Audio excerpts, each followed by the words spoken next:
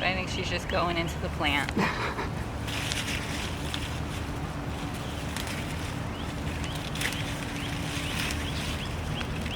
Hi, Baylee. I know. I know, you're not used to your fun being this restricted. Nope, she's just going into the dark. No, ma'am. I need you to go straight. There you go.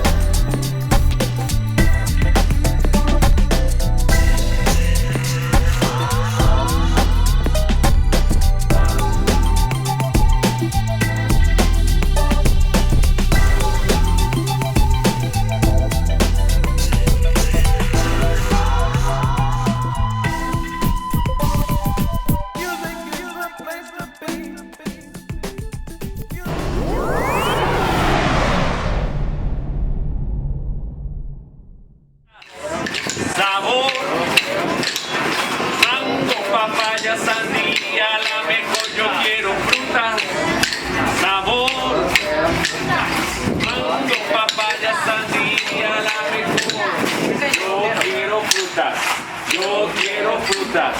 Yo quiero frutas. Yo quiero frutas. Come fruta fresca. Esa que refresca. Te da sabor. Come fruta fresca. Esa que refresca.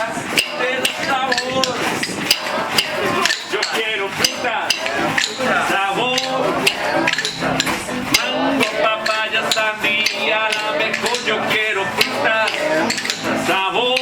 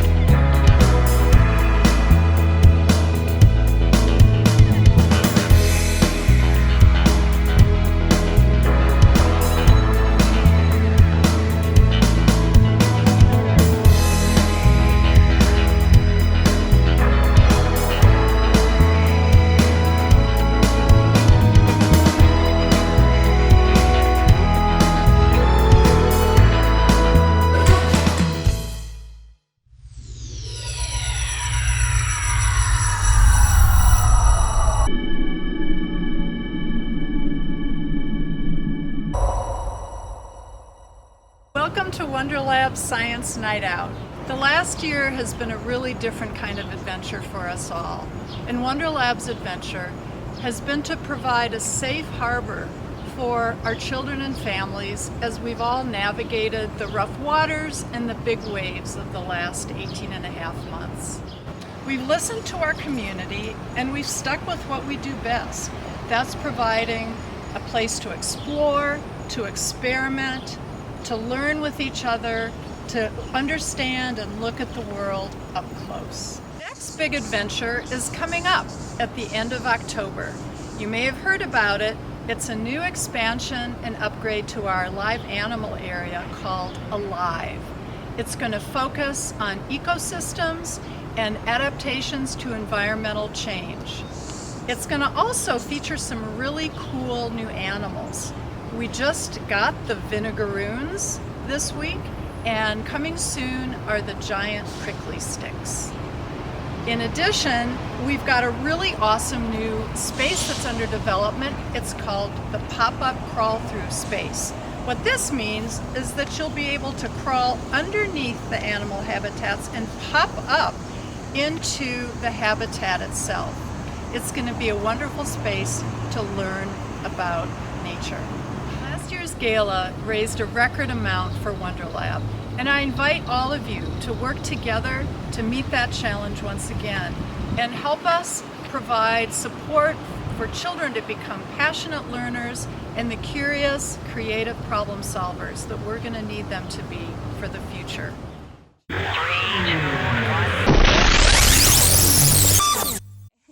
Hi everyone, my name is Cowgirl Katie, and today we're going to go on a safari adventure. Our trip's going to include many twists and turns. We're going to come encounter with some exotic animals such as tigers and bees. We're also going to venture deep into the forest, learn about some plants that eat us, and some plants we can grow right in our backyard. Let's go, team!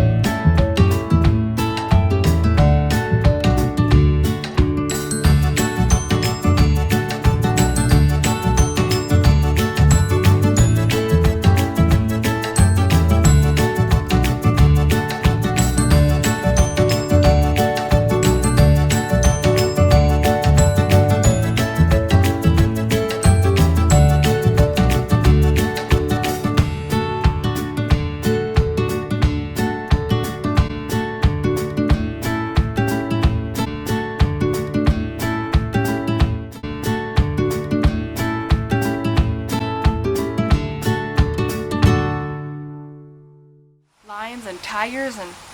oh, there's no bears here. It's just lions and tigers.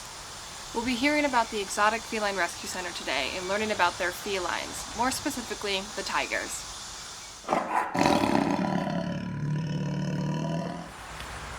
We've got a few initial questions for the Feline Rescue Center. What do tigers eat? And how much? And what's their habitat like? Behind me, we've got Kimbo. He is a male tiger. That's actually one of 15 tigers that we got from a rescue that shut down out of California. So Kimbo here, being a tiger, on any given day, he is going to eat anywhere from about 7 to 10 pounds of raw meat. Out here, we do feed out a variety of meat for our cats. So in Kimbo's enclosure right now, he's actually over in his smaller area, and then he's got his larger area out on the other side as well. The smaller side has what we call their den boxes. That is where these cats will sleep at night. And then we also provide fresh straw for them during the winter, so that's where they kind of stay and keep warm. Then the larger part of his enclosure, we do have lots of vegetation growing up out there. That's so he can have plenty of room to hide if he wants to not be seen by people at any given moment. He also has a big climbing tower out there. That climbing tower is part of our 24/7 enrichment for these cats. So anytime he wants, just like a cat tree for house cats, he can climb up there, be up high, look out over everybody. He also has a water tank, and that water tank is for him to swim in. Tigers are some of the only cats that enjoy being in the water. What sounds do tigers make? So the noise that Kimbo was making at me just a second ago and that I was making back at him, that's called a chuff. And that noise is how tigers say hello. So they make that noise at each other, and then obviously at people as well. And that noise sometimes is a friendly noise. With Kimbo here, you can probably see he is being extremely friendly towards me right now. However, that's not always the case. I've actually had a tiger in the middle of making that noise decide to yell at me, get up on two paws and growl at me. So you just always have to be careful working around these guys. What is a tiger's coat like? You can see with Kimbo's stripe pattern, he does have loops in his stripes. That's called double banding. And that's something that some subspecies of tigers have. And no two tigers have the exact same pattern of stripes. They're all completely unique, kind of like people have fingerprints. These guys have their stripes. And their stripes are actually on their fur as well as on their skin. So if you do shave a tiger, you can still see those stripes underneath. So we've gotten to know Kimbo. Other tigers are different. How is Chief different from Kimbo? So right here we've got Chief, and he is a male white tiger. Now this white coloration is not actually something that happens in the wild very often. For these white tigers, they're going to be born with different disabilities. Most white tigers that we see are actually going to be cross-eyed or blind. However, Chief here seems to be pretty healthy for a white tiger. He doesn't have anything really physically wrong with him as far as we can tell. He's just a little bit extra aggressive, but that could just be that he was a young tiger, not raised by him.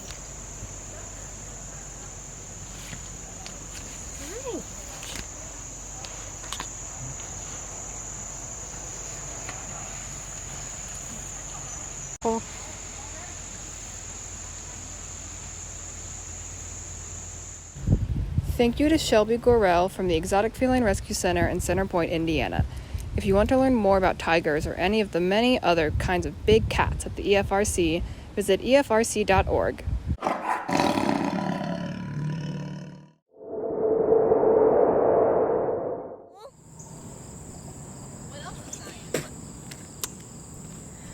A good job! Science is the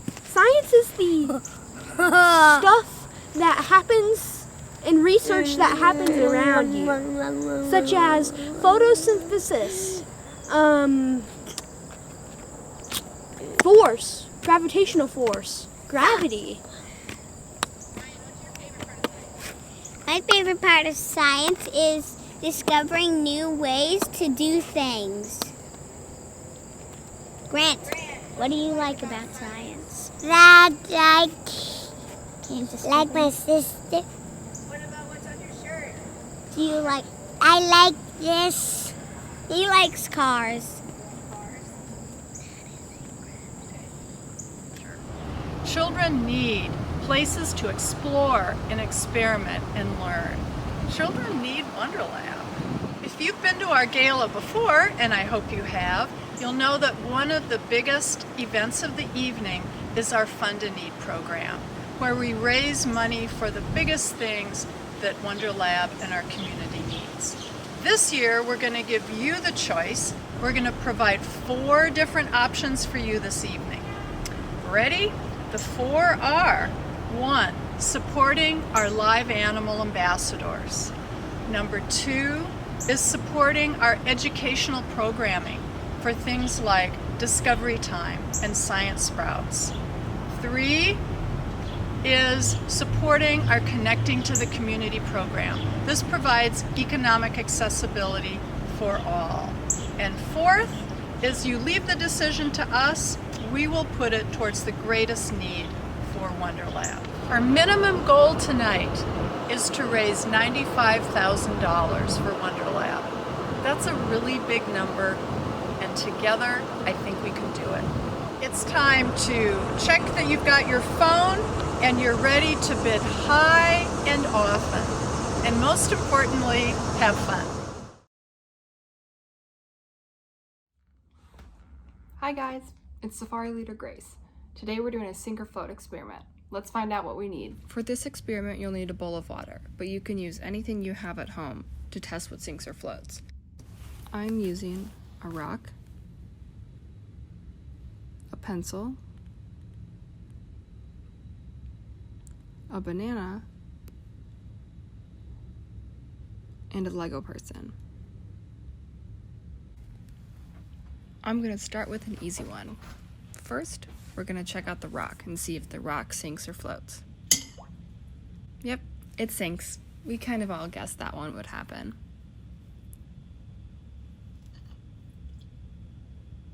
Next, we're going to try the banana. It's pretty heavy, so we'll see. Oh, it floats. I wasn't expecting that. Now we'll try the Lego person. And they float.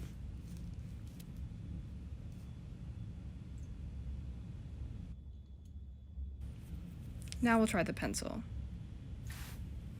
The pencil floats. I was shocked when the banana floated. It feels a lot heavier than this rock. Do you know why this happens? It all has to do with density. Let's listen to find out more. Density is a measure of how much matter or mass there is in a given amount of space or volume. In other words, density is the amount of mass per unit of volume. If an object is heavy and compact, it has a high density. A banana is less dense than water, so a banana floats, while a rock has a higher density, so a rock will sink. It's also important to look at Archimedes' principle. Archimedes' principle states that any object immersed in a fluid is acted upon by an upward or buoyant force equal to the weight of the fluid displaced by the object. When I drop the rock, there isn't an upward force equal to the weight of the fluid displaced by the object, so it sinks. But when I drop the pencil, there is, so it floats. I hope you enjoyed learning about why stuff sinks or floats. Remember, you can do this at home with any objects you have, but this is just what I happen to have. Have fun experimenting. What is science? It's like doing experiments, making volcanoes, doing potions, all sorts of stuff. I like making inventions. Science is something that you make with stuff, and you have this beaker and you mix stuff. It's Grace. Today we're going to be finding one of nature's most terrifying creatures. Do you know what it is? Let's go on an adventure with Kate and find out.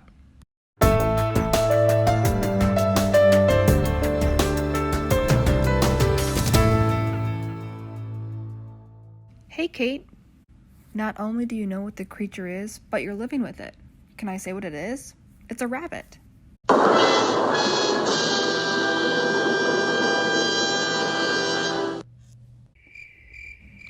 Well, take it away, Kate. First, we can see how these creatures eat. Rabbits have a diet of mostly hay and some veggies, and they can eat very quickly. Their front teeth never stop growing, much like our fingernails, and can grow up to 5 inches a year.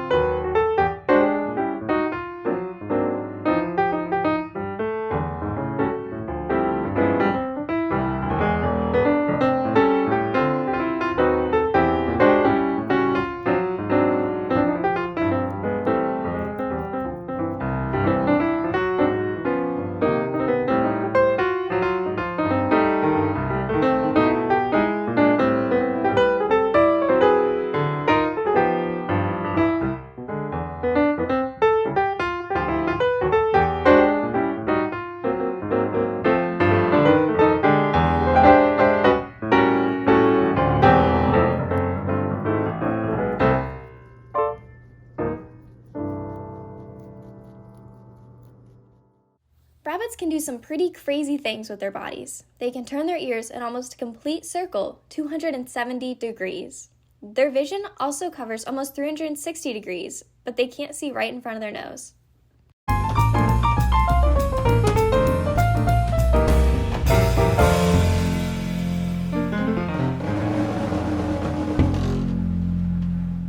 Rabbits are also pretty athletic.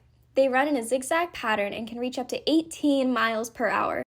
They can jump 10 feet long and 3 feet high.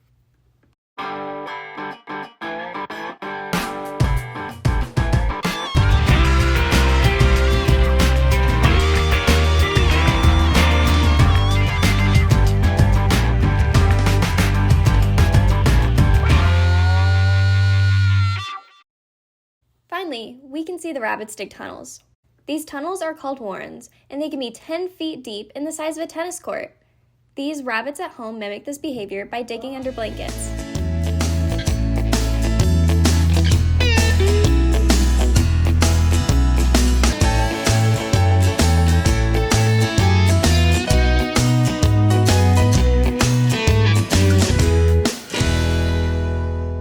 Rabbits are really cool animals that you can find in your backyard or have in your living room.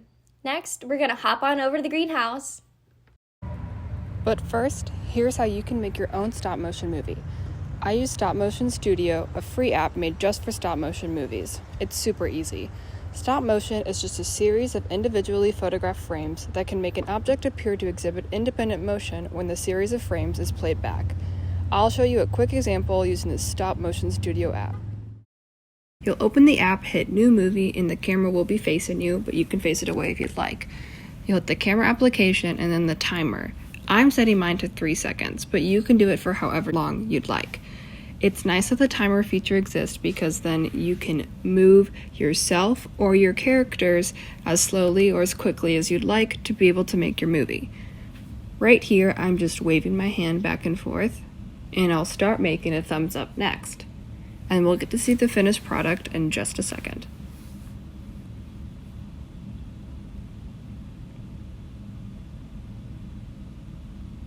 Now that I'm done taking photos, I go back and I hit play on my movie. And there it is. It's just that easy.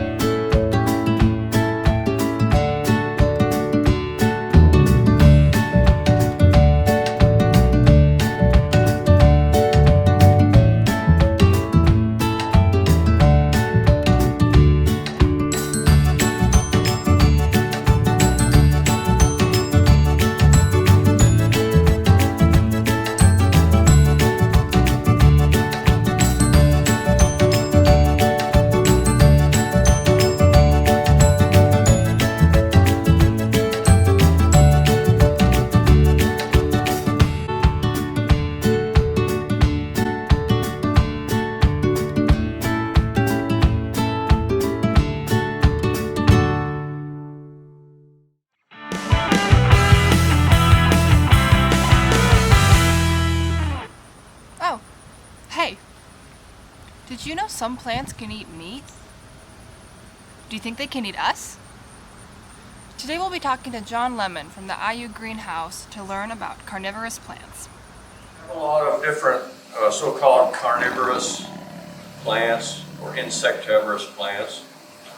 One type would be the sundews, which we have 2 or 3 different species of, and they produce sticky nectar from glands on the tips of these tentacles that come out of the leaves. And the nectar attracts the insects, and the stickiness traps them on the leaf. And if you look closely, you can see little gnats that are stuck to some of these leaves where they landed and couldn't get away.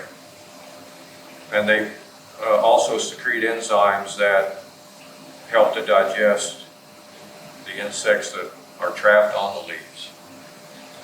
There are also so-called pitcher plants because the leaves form water pitchers that hold water inside. This particular one at the top of each trap are a lot of little hairs that all face downward, and insects crawl down but have a hard time getting back out.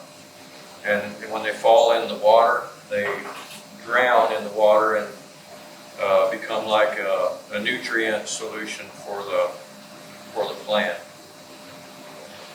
There's this so-called Venus flytrap, which has leaves that have they have these projections up on on top, which don't cause it to close. But down on the inside of each leaf, on each side, there are 3 little tiny hairs.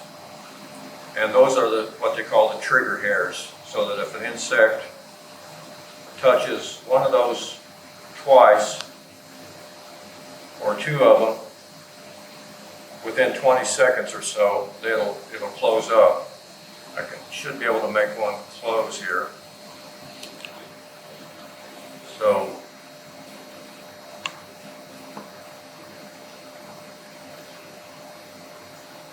if it's a very small insect, it may not touch the hairs in a way that will cause it to close.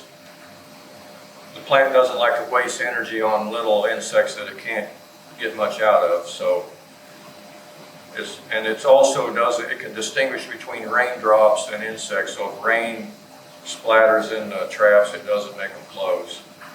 If it catches an insect and it's in there wiggling around and stimulating those hairs, it'll know that it has something that it can digest, and it'll stay closed for actually several days or even maybe weeks while it's secreting enzymes that will break that insect down into usable nutrients. If it doesn't catch anything, it'll just open back up within a few hours.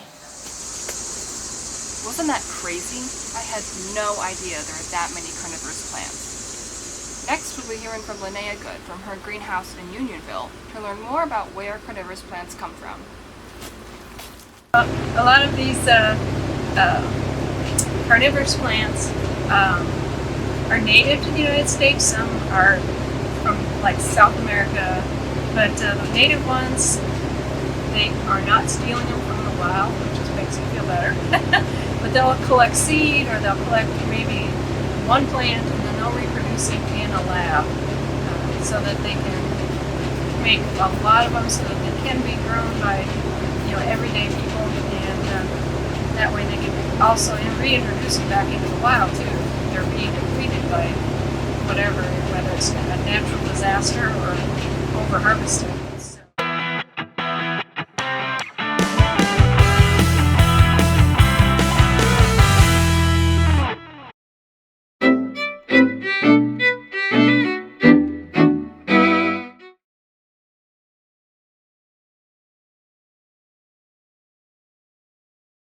Oh man, I've been sitting here all day long. I need to get up and move or something. Do you want to move with me? It'll be really easy. We're going to use our feet, and we're going to use our arms, and we're going to jump up and down, but watch out for some speed changes and some additional moves, okay? Are you ready? Let's get it! 5, 6, 7, 8. Right front, back, and left front, back. And right side, in, and left side, in. Now our arms, right, left, right, left, right, left, right, left, and jump. 2, 3, 4, 5, 6, 7, 8. Now slow-mo. Ooh, back to the feet, and right front, back, left front, back, right side in, left side in, right front, back, left front, back, right side in, left side in, and on. 2, 3. Now we roll it in arms. 2, 3, 4, and roll it in slow-mo. Back to the feet. Right front, back, left front, back, right side in, left side in, right front, back, left front, back, right side in, left side in, and arms. 2, 3, 4, and roll it, and we roll it. Now new arms. 2, 3, 4, and roll it. And roll it, now we pose. My favorite things about the WonderLab is the grapevine exhibit. Because you get to climb on it, and then you get to climb back down. Then you can do it over and over again. I like it because I like to climb. Okay, Grant, what's your favorite part about the WonderLab? The little water table where you put the water where you put the balls. That's awesome. Why is it your favorite? Because you put the balls in the water table. And then what happens to the balls? They go up. and then into the ball sack. They get wet and then they go up and then they go that way and then down and into the ball pit.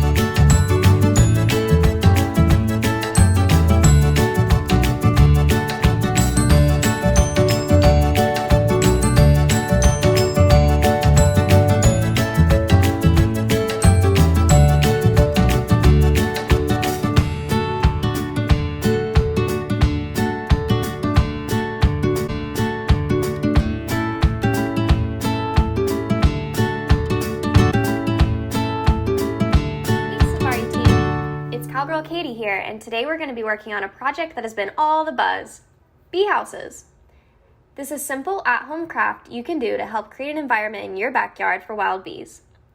Bees are so unbelievably crucial to the Indiana ecosystem, and by creating houses, we can do our part in protecting these little creatures. Bees are useful in pollinating plants such as trees, bushes, and flowers.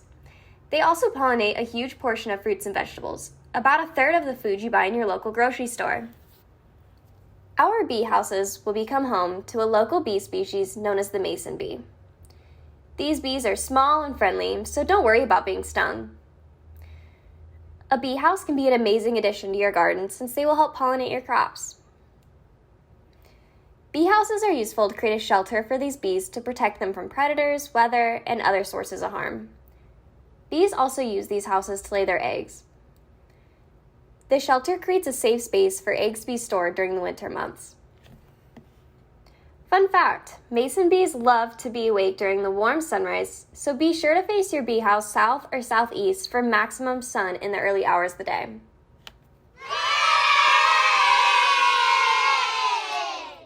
This craft, like our other one, is super easy and made up of stuff you probably have at home.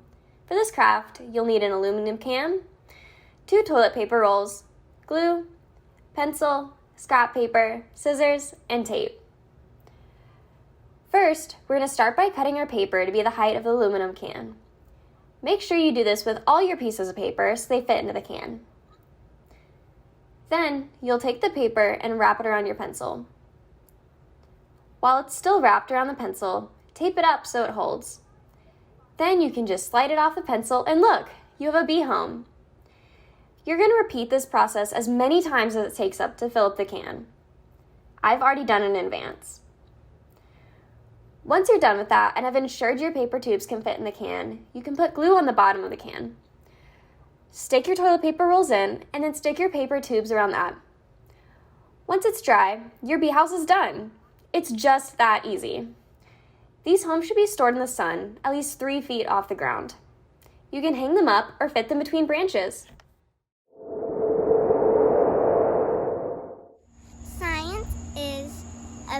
When you investigate, like something explodes. Science can be a lot of things.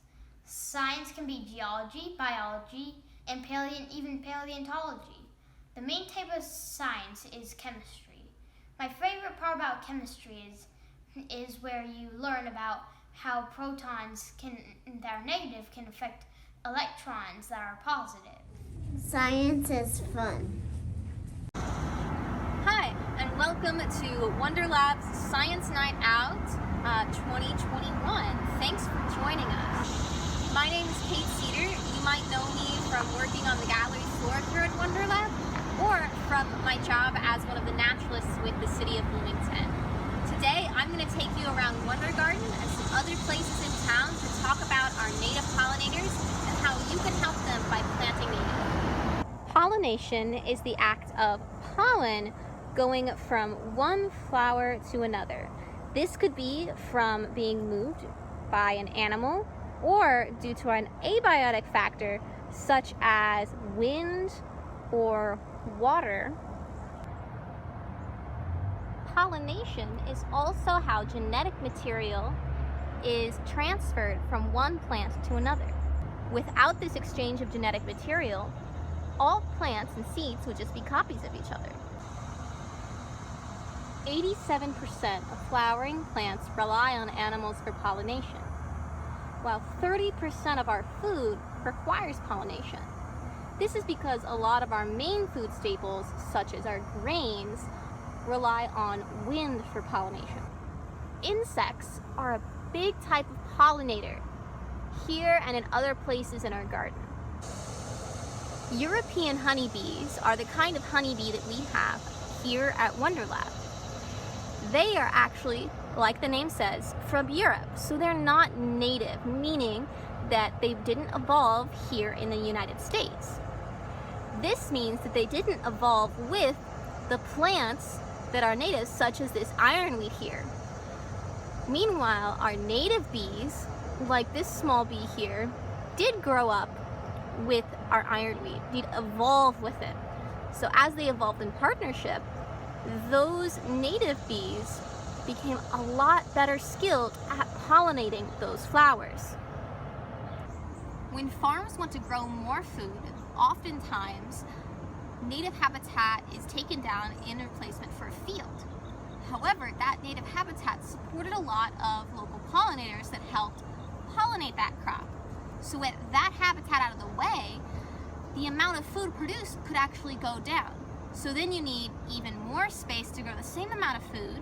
That takes away more habitat, so you make less food, and the cycle continues. One of the ways that we can help that is by making more native pollinator habitat, or by supporting farms that don't do a monoculture, where instead they farm a variety of crops in a more dense space, along with a lot of our native plants to help with the local pollinator population. This will ensure that their crops are better pollinated, so they produce better fruits and better vegetables for us, as well as supporting the local biodiversity.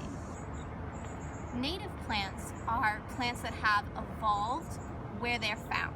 So here we have a variety of black-eyed Susan. We have other native plants in the garden, such as our wild columbine and our cone flowers, otherwise known as Echinaceae. They're very important because a lot of our birds and our insects have co-evolved over the centuries, if not thousands and millions of years, to be able to feed off or pollinate each other. So having those native plants will do a better job at providing for and enriching the biodiversity in our environment. Having good habitat for our native plants and pollinators is especially important here in an urban setting.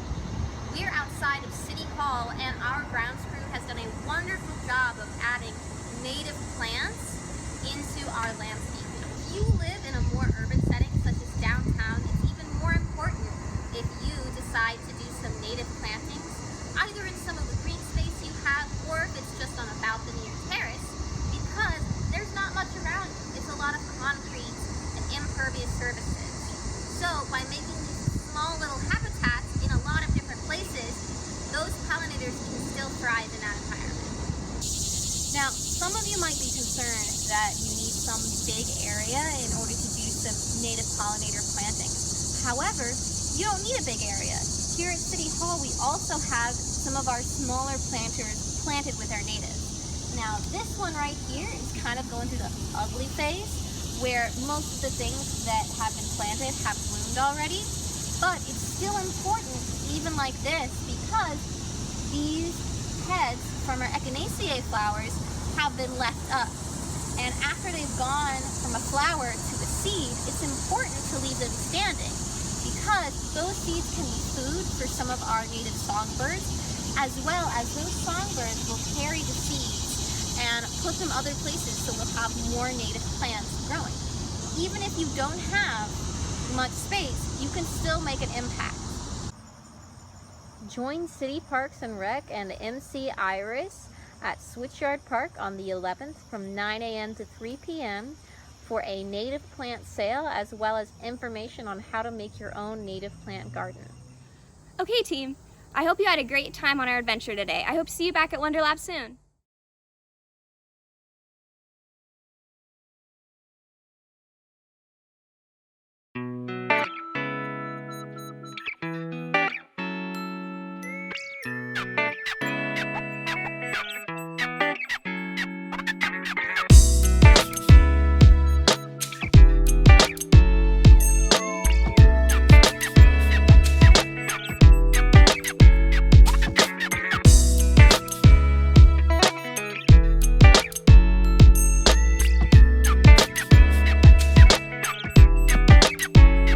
Yeah, we have to do this until she gets it. Yeah.